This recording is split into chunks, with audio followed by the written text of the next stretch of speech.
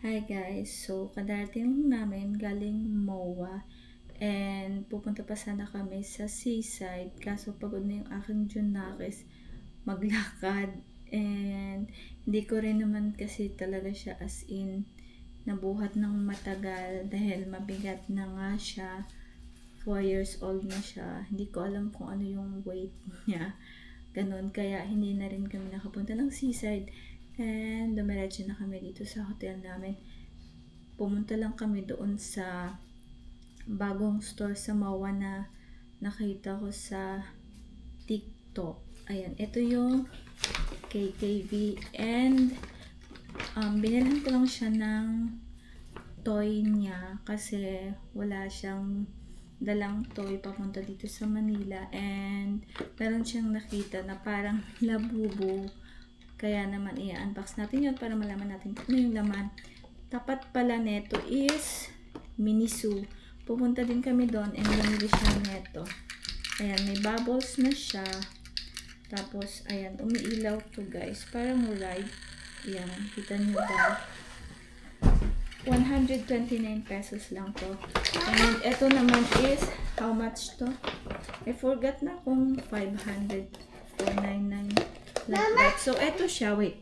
Ito siya. And, ito naman yung mga pwede nating makuha.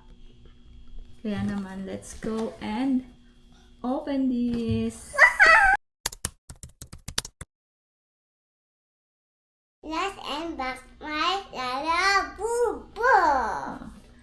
Ito siya guys. Oh, you open na.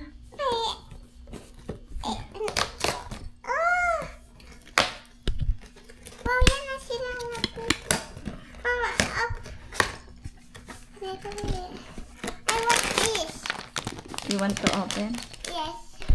Para malaman natin what's that. Oh, Mama, ano to?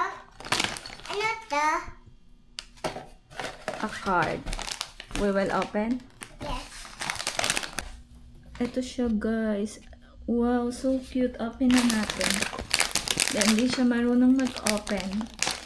Ako ang mag-open. Paano?